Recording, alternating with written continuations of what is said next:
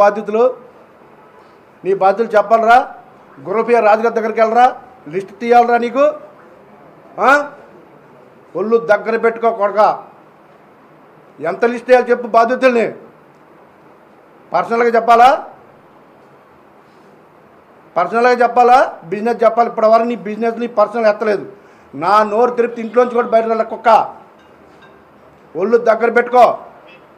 చిల్లరగా మాటలని చిల్లరగా పేదవనుకో తోలు తీస్తాను.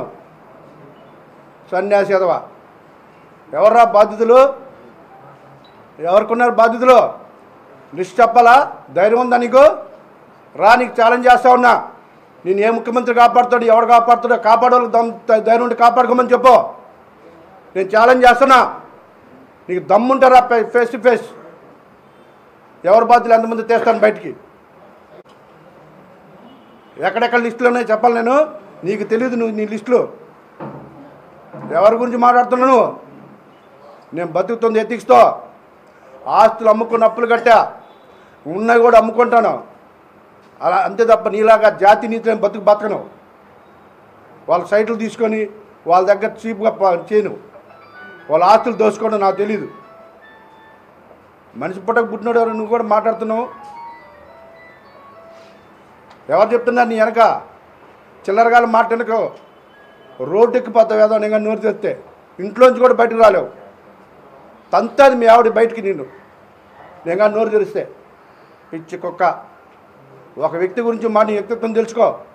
నేను బతుకుతుంది వ్యక్తిత్వం మీద, క్యారెక్టర్ మీద. నా క్యారెక్టర్ కానీ నా వ్యక్తిత్వం కానీ పరిశీలించే దమ్ము నీకుందా? ఉంటే ఛాలెంజ్ రా. ఎవర్రా చెప్పినాడు నీకు? నీ వెనక తిరిగి వాళ్ళు చెప్తున్నారా? తీసుకొని వాళ్ళందరినీ. బుద్ధి తెచ్చుకుని ఒక్కసారి నా గురించి ఎక్కడ మాట్లాడి తెలిస్తే తన్నులు తప్ప నీకు. ఒళ్ళు దగ్గర పెట్టుకొని హెచ్చరిస్తా ఉన్నా. నీకు దమ్ముంటారా? నీ ఎక్కడికైనా రెడీయే. ఏ సెంటర్ రమ్మన్నా వస్తా, నీ ఇంటికి రమ్మన్నా వస్తా. నేను ఎవరికి భయపడ్ను. నేను నీ దగ్గర ఏమైనా ఒక రూపాయి శాసించలేదు. నీ సీఎం దగ్గర ఒక టికెట్ కూడా తీసుకోలేదు. ఒక బస్ టికెట్ కూడా కొనుక్కోలేదు నేను ఎవరి దగ్గర. ఒక జెండా తీసుకోలేదు మీ సీఎం గారి దగ్గర. నీ దగ్గర టీ కూడా తాగలేదు. నా వ్యక్తిత్వం గురించి నువ్వు చెప్తాను. చెత్త కార్తిక్ పక్క తోలు తీస్తా అని చెప్తాను. ఇంకోసారి మళ్ళీ మాట్లాడుంటే ఎక్కడైనా. ఇకపోతే ఎవరో అడుగుతూ ఉన్నారు. కార్పొరేషన్ ఎన్నికలు కూడా చెప్తా ఉన్నా నేను. ఉద్దేశపూర్వకంగానే నా మీద ఆ రోజు కుట్ర చేశారు. నన్ను కార్పొరేటర్గా వేయించి నాకు మేలు పదవి లేకుండా నన్ను ఇక్కడ వీక్ చేయడమే వాళ్ళ లక్ష్యంగా ఆ రోజు వీసీ ప్రసాద్ రెడ్డితో నేను గొడవపడ్డా. మీరు ఈస్ట్ నియోజకవర్గంలో ఉన్న అన్నీ కూడా జెంట్స్ చేస్తూ ఉన్నారు, మహిళలు చేస్తూ ఉన్నారు జెంట్స్ని. కొన్ని అయినా సరే ఉంచండి అని అంటే ఆ రోజు ఇప్పుడు ఆయన చుట్టూ ఉన్న కార్పొరేటర్లు నాతో ఫైట్ చేశారు. నాకు మహిళలు చేస్తున్నారు. ఆ రోజున అడిగితే నువ్వు మేయర్ అవ్వాలా లేదా, నువ్వు ఎందుకు వాళ్ళ గురించి అని చెప్పేసి రిజర్వేషన్లో కూడా తారుమారు చేసిన వ్యక్తి ఆ రోజు వీసీ ప్రసాద్ రెడ్డి. నేను ఫైట్ చేశా. వాళ్ళ దగ్గరికి వెళ్ళి మీ వంశీ పట్టుకోలేదని చెప్తాడు. నేను అడిగితేనేమో నువ్వు మేయర్ అవ్వాలి కదా అంటాడు. ఇలాంటి గేమ్స్ ఆడి వ్యక్తిగతంగా నన్ను కూడా అక్కడ డ్యామేజ్ చేశారు. ఆయన రిజర్వేషన్లు ఖరారు చేశారు. దగ్గరుండి మన ఒక్కరోజు పిలవాలా. నేను చెప్తుంటే నీకెందుకు, నువ్వు ఎక్కడ పోటీ చేసి చెప్పు, వాళ్ళ గురించి వదిలేమన్నారు. వాళ్ళని పిలిచి మీ వాడు అడగట్లేదు, మీ మహిళ చేయమన్నాడని వాళ్ళకి చెప్తున్నాడు. అన్నీ డబుల్ గేమ్లే. ఛాలెంజ్ చేస్తాను ఆయనకు కూడా. ఫేస్ టు ఫేస్ రమ్మన్నాడు. నేను ఎక్కడికి ఇవి వాళ్ళ బంగ్లాకి రమ్మంటాడా, ఏయూకి రమ్మంటా, ఇంటికి రమ్మంటాడు. నాతో ఫేస్ వాళ్ళని తీసుకురమ్మనండి. ప్రతి ఒక్క గేము ఆ రోజు టికెట్లు డిసైడ్ చేసింది ఆయనే, రిజర్వేషన్లు డిసైడ్ చేసింది ఆయనే. నేనే ప్రత్యక్ష సాక్షి, ఇంకోరు కాదు. ఆయనకు కూడా ఛాలెంజ్ చేస్తూ ఉన్నా. ఇలాంటి చెత్త రాజకీయాలు మానే, దమ్ముంటే ఫేస్ టు ఫేస్ మాట్లాడు. నేను రెడీ. మీ ఇద్దరు రెడీ అయితే ఛాలెంజే. పనికి మాట్లాడి ఎవరి వ్యక్తిత్వాన్ని లేకపోతే ఎవరికన్నా డ్యామేజ్ చేద్దాం, వాళ్ళని ఇబ్బంది పెడదాం, కుట్ర చేయొద్దు.